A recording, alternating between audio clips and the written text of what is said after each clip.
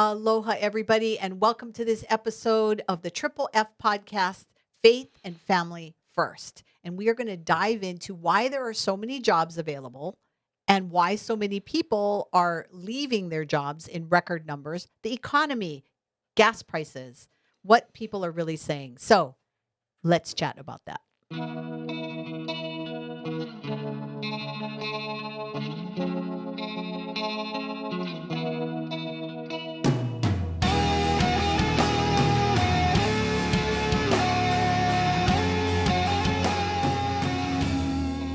Welcome to the show, Jim.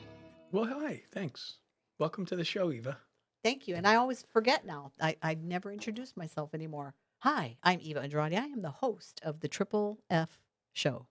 And you better pay attention because it might be named something else next That's week. right. And we just roll. We just roll with whatever. So, Jim, I thought what would be really interesting, and I did this today. And when you're viewing this may not be the day that I actually printed that. And that's the other thing. We want to keep you on your toes. You have no idea when we're going to show these things. So, for you hawk-eyed viewers out there that are watching. Are we allowed to say that? Hawkeye viewers? Yeah. Why? I don't know. Am I appropriating something? I don't know. I don't think I'm appropriating. Am I appropriating a hawk? Well, I think the Iowa football team is called the Hawkeyes. I don't know if we're allowed to do that anymore. Okay. All right. I don't know. So what I did today today in my time. So whenever your time is not my time, but my time may not be your time, but time is time. So that's okay because 1 year to the Lord is like 10,000 or something. That's right. But in any case, for the proof of what we're going to talk about today, I did a search on Google and I put in my search, I put in there, people unhappy 2022. Oh, did my name come up? I'm not unhappy. Let's go Hochberg. That's our new thing. Yeah, that's our new. That won't get you anything. No. Okay. So I just to get this conversation going, I want to read some of these headlines that came up on this Google search. And I made this into a graphic so that we can put it up on the screen so you can see I'm not making things up. Okay, so New York Times. What social trends told us about the American economy? The big question is whether high inflation will continue in 2022. No, it's a quickie thing that's going to be over 5 months ago. Go ahead. Okay. This is CNBC. Biden disapproval rating high. Voters blame him on economy. Another CNBC. Public view on Biden's handling of COVID and the economy takes a dive, or takes another hit, I should say. And then you got CNN poll. Most say government is doing too little to fix inflation.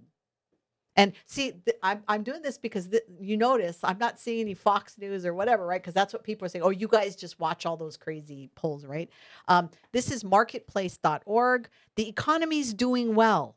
Why are consumers pessimistic? Yeah, but marketplace.org is just me. You called me and I told you the answer. Oh, that's it. So you have your own website? No. Okay, Washington Post, the WAPO. I know. I'm hearing the groans already. But anyway, partisanship is making views of the economy worse. Okay. And today.ugov.com, inflation and supply chain problems are fueling Americans' concerns. And the last one that came up on the first page, and there were many pages of this, but I just did one. This was a YouTube. CNBC Change Research polls shows Americans worried. So, Jim, are you worried about the economic outlook of 2022? I am. How's your gas prices? High. Okay, everybody watching this video right now, take a quick moment, go down and make a comment and tell me how much the gas prices is on this day.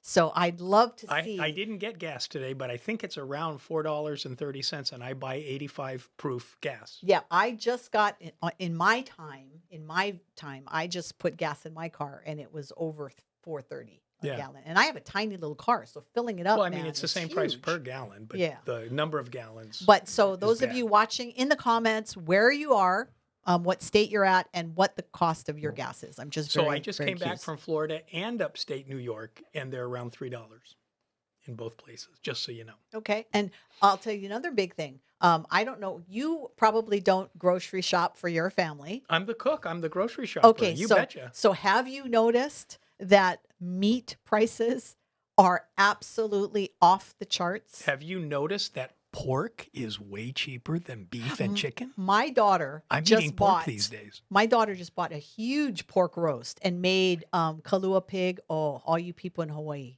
she makes some awesome Kalua pig. Oh, so no. You live in a townhouse. How'd she dig a Oh, hole and all trust that? me, when you live in townhouses, you can be very creative on. And she made it from scratch, and it was yummy. Okay, so but she came home with this big pork roast, and she's like, "Mom, don't even think about buying any beef." And she Yeah. goes, "But this pork was real." She goes, she couldn't believe the price. But it's not just that. People that are shopping are talking about everything from eggs to Cheese, cheese and ice milk cream, all the good and things. yeah. Snickers. My mother and I over the Christmas break were shopping at the base commissary because my dad is a retired chief master sergeant in the Air Force. Go Air Force!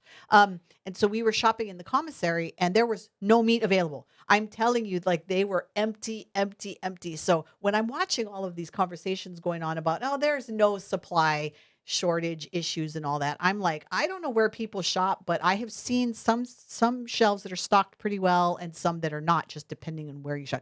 Now I know you are, I don't want to mention where you shop because I don't want to get in trouble for promoting Advertising. anybody, but It's a grocery store. so where you shop, and you're very picky about where you go. How is things in that place? Well, where I go has a butcher section and a poke section and a bakery section and a deli section and a sushi section, in addition to, that's kind of like around the edges, and in the middle is just the regular grocery store. Prices are high, and product is pretty much on the shelf for the things that I buy, but there are shelves that don't have much on them that I walk past, but I don't know what used to be there because I didn't buy it before either, but it's empty space now. Yeah, it's bad. And the problem is from the government, to tell you the truth. Okay, and that's I think what I'd like to focus on for a little bit, and to make it very clear, neither Jim or I are economists. So I hate math, so we're not coming from that. We're coming from just the regular Joes. family. We're Joes. Yeah, Go Brandon. let's go Hochberg. That's our new thing. That's our new thing. I want you guys to spread this like wildfire. Let's go Hochberg. Whatever that You means. have to I don't how know to what spell that it, though. means. That's the problem. I don't know what that means. Okay. Andrade's easier. Yes. So, but the conversations, and regardless of what side of the aisle you're sitting on, how much is the government responsible for? How much are they not responsible for? Is this going to change? And I think that that's why people are starting to get concerned. Is that even with the issue of whether you wear mask or not wear mask, things change. You hear one thing today, and then tomorrow it's something else, and so people are starting to get nervous. And I think that when we talk about the government, one of the things that's really interesting is the Department of Labor just put out a report that 2.7%, and I'm going to put this link for you in the comments below so that you can check it out. 2.7% of the U.S. workforce quit in April of 2021. So in order, though, for people to know what that means, because you're explaining it in the English that you read, but with all these government reporting mechanisms, all of them, they always have to explain the words because they can't be ambiguous. So there are definition sections in other places before you see the numbers.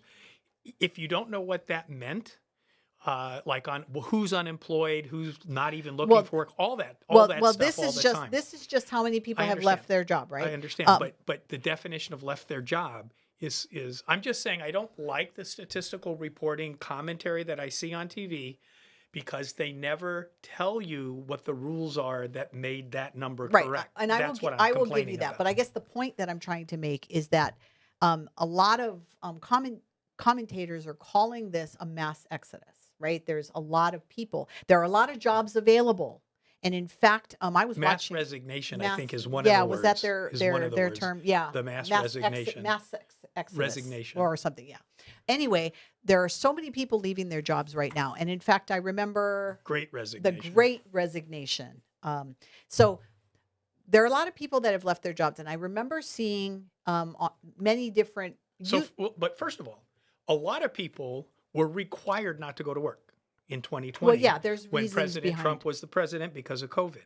So there was months of nobody that worked in a restaurant or a bar or clubs, or I don't remember who really wasn't essential, they could not work. And it was very difficult for them to earn money. So the government gave free money. Well, And then once the government gave free money and the unemployment extra and all that stuff, a lot of people decided that it was fine to have maybe a little bit less income and not work at all. well, and that's what I was going to say is that, YouTube really has taken off since it was first established a long time ago. A lot of people just sit there and watch YouTube all day. That's what they do. And there were some people that were saying that that 2021 was a good time for people to leave jobs that they were unhappy with. So you had been there a long time, now that the job market has expanded so much and people are leaving jobs, this was the time for people who are unhappy with their job to go find new jobs. Okay, so that was one aspect of it. Another aspect of it is how many people were fired from their jobs because they refused to get vaccination. That's new.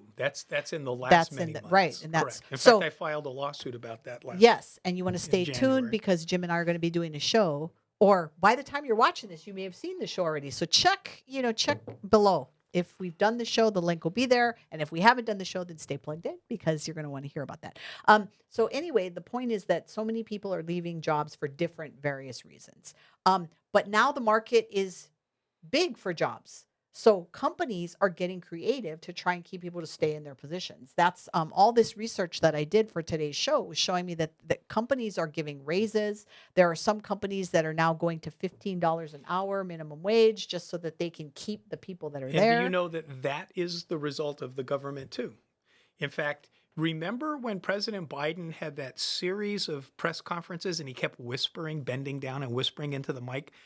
One of those whispers was him admitting that the reason they gave the extra unemployment was to force employers to raise hourly wage to get the workers back. If you remember when he was doing his whispery thing, that was one of them. And so the fact that the cost of everything in the grocery store that we started with is going up, as the wages go up, the prices are going to go up even higher. And I had this conversation with a friend who said, yeah, but Eva, the wages are going up. That's a good thing. And I'm not going to argue with them. I think wages, going up is a good thing for the family that are earning them. But this is simple, normal thought process. Your wages are going up, but so are the costs of everything. Then what is the difference? Okay, but there's another roof over that whole thing. And that is the company that's paying the wages, that's paying more wages, they have to get the money to pay people with from who they sell to.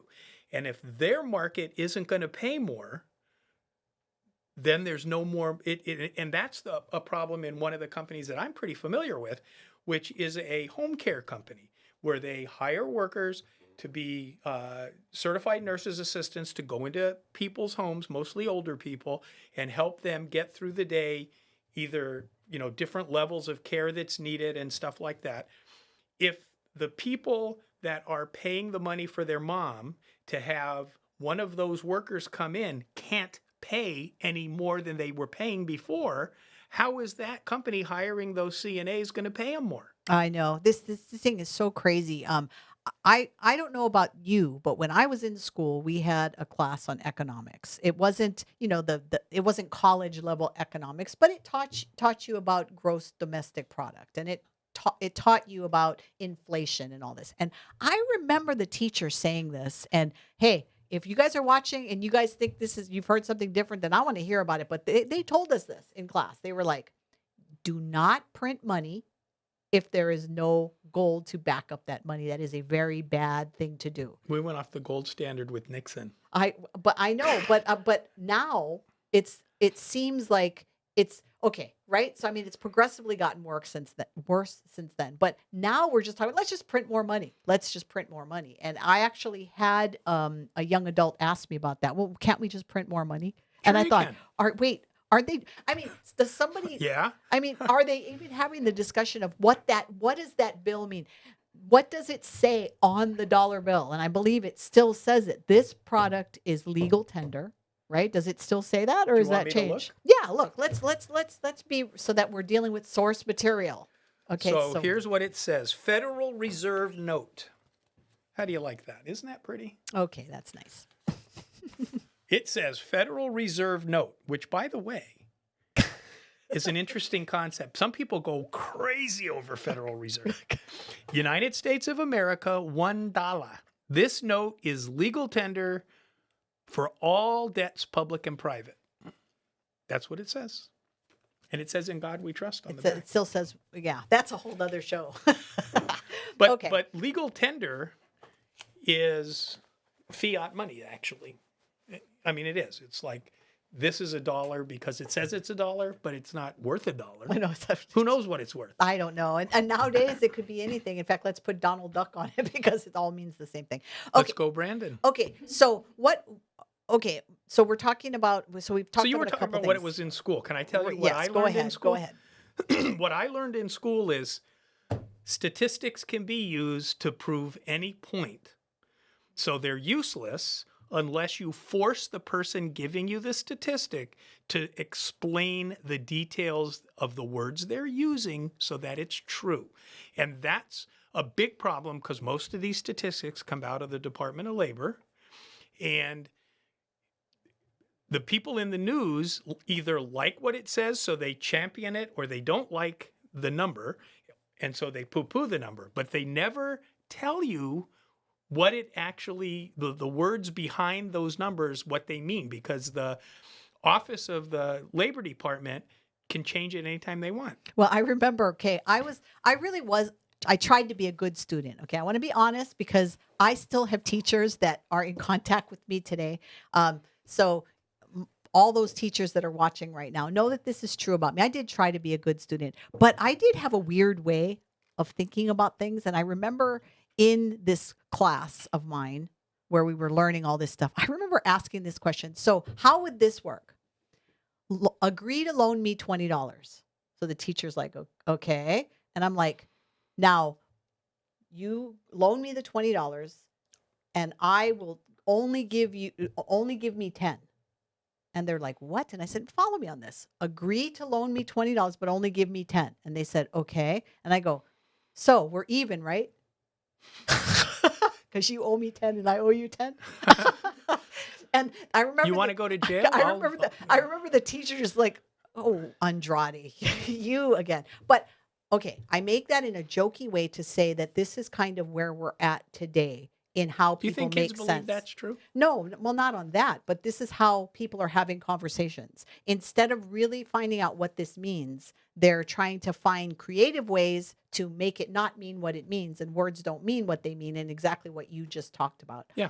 And I think now what's interesting is that Grassroots Institute, and I want to give a shout out to Kaylee Iakina. He does a lot of good work with them. He does. They sent out a really interesting report that talked about Hawaii's population decreasing.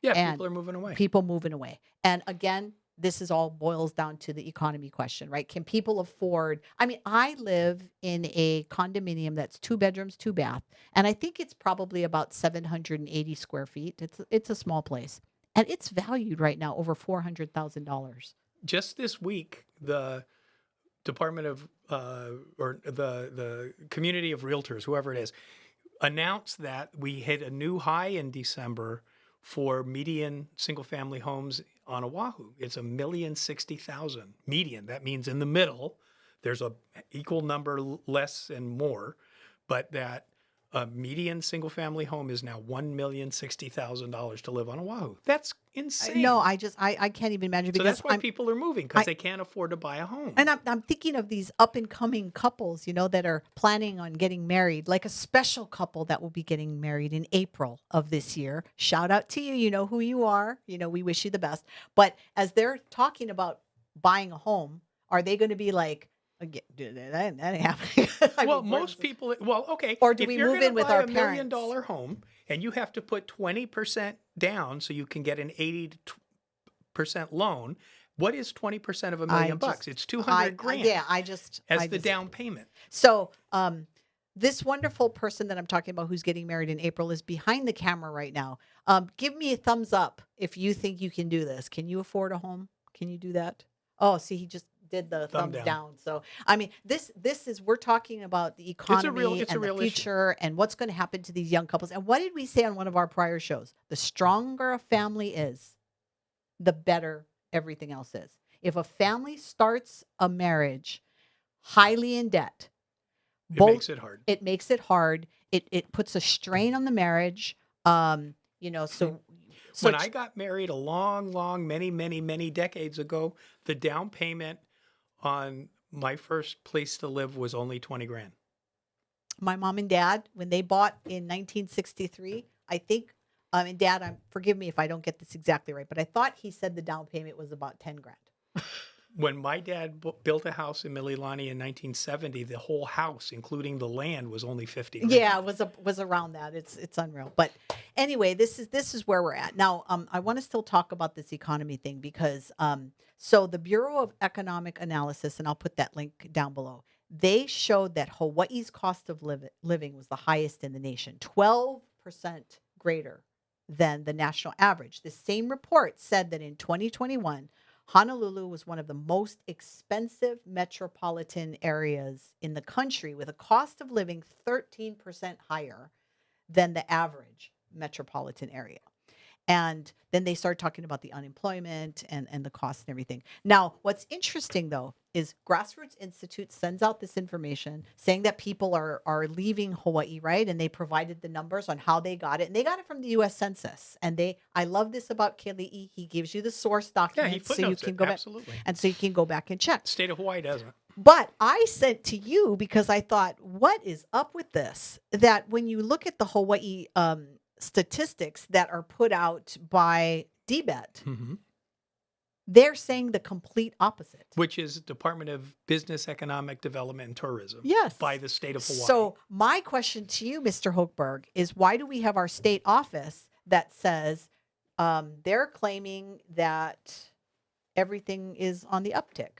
Up, okay. up. So another office in the state of Hawaii, to answer your question, why do they have a different number? This other office is in the Department of Health that reports every day to us how many new COVID positive test results there were. My question along the same vein is, why are they including people that got sick on the mainland? You notice that they always say, and 13 were off out of state on the mainland. Why are they included in our numbers? They're not going to our hospitals. They're not seeing our doctors. It's stupid, but that's what the state does. Okay, so we have these reports in the last couple of minutes, Jim. Is there hope? I mean, is there can we talk to these young couples that are planning for the future? You know what? I want to look right in their face and I want to say, you know what? The reason that you're going to be struggling is because of the people that occupy the governor's office, the state House of Representatives, the Senate in the state of Hawaii, the mayor's office, the county councils on all the islands. You have to vote for different people who will be looking to take over your interests in the future of Hawaii, not their own. They already own homes. They've already got it together because they're not your age. You have to elect people that care about you. That's what you got to do. Yeah, and I also want to talk to these young couples too. And I want to tell you to build your marriages on the foundation and gospel values that come from knowing Jesus Christ. Because only by having Jesus as the center of your marriage are you going to be able to sail through some of these problems. And when I say sail through the problems, please let's remember that even Jesus, when he sailed on the boat, he hit a couple of storms, okay? So nobody's saying that your life and marriage is going to be perfect. But what we're saying is that even in the spite of your storm, Jesus is going to come walking to you on these waves. And you're going to find that he's going to join his hand into yours and your marriage will survive. So hang in there. I also want to talk to everyone else because there are some couples that have been married forever and are struggling. There are some single parents that are struggling. There are some elderly kupuna who are sitting in their homes without family and they're struggling too. The same Jesus that helps that young couple is there for you too. And as Jim and I always say, we do what we do because of our faith in the Lord Jesus Christ and because we love one another. So here's a call to action for everybody. There are Christian organizations and good organizations, because Jim's going to correct me and go, there's some organizations out there that aren't Christian. There are some really good organizations out there that are doing good work to provide for the community. There's organizations, for instance, like Catholic Charities, like First Assembly of God on Red Hill, like Calvary Chapel. All of these churches are providing and organizations are helping people in need. That's what they're doing. So when you're looking at your checkbook and you're figuring out what you can do to make a difference, maybe, just maybe, there's an organization out there that you can donate money to who will be helping people that they're having all these problems with finances. There are some really good organizations that help people when they have no place to live. People that are homeless, people that are struggling through drug addiction, some people that are struggling through suicide, some people who have come out of prison and are in transition and need a place. This is where the Christian community shines. This is what we do and what we do well. So consider giving a gift to one of these great organizations. And if you don't know where to give, then send me an email at info@hawaiifamilyforum.org. Tell me where your heart is, and maybe I can help plug you into a good organization. And if you think about it too, consider a gift to Hawaii Family Forum. We've been in the community now for over 20 years, and we're going to continue to do it because it's what God is calling us to do. But really, if you like this show, if you watch it and you enjoy it and you learn something, Hawaii Family Forum's the primary force behind it. I'm a little sponsor guy on the side, but they're a nonprofit and they really need you to support the show. And we got to do it because we know, because we hear from you, that there's a voice that's missing in the community, and we want to be that voice. I'm always going to be the voice of reason and the voice of compassion. I'm sorry, that's the way the Lord made me. If you have an issue, then take it up with Jesus when you get up into the kingdom of heaven. Jim has been put on this earth to make sure that I get poked every once in a while if I start to get a little too compassionate, and I'm there to soften him if he gets a little too out there. But that's why we're here doing the show. So we appreciate that you are joining us on the show today. And stay tuned because we've got some great shows coming up. Make sure that you like this video, that you share it with your friends, that you subscribe, and that you click that notification button so you'll know every time we upload a new video. And as Jim always says, hey, would you please comment while you're watching, because that helps us know you're watching. It helps us know what you think about what we're doing. And it sometimes gives us things to talk about with other people on the show. And you've got to share the video because otherwise we're going to be lost. I mean, think about this. There are dog videos that people are watching right now on YouTube that are getting over 1 million hits. So come on now, if we're speaking to you and we're making a difference, then help us get up on the analytics chart. And we do want to end up on the radio and on television with your support. It's our plan. So as always, we want to thank the hearts and hands behind the camera, and we will see you all next week. Mahalo, everybody. Aloha.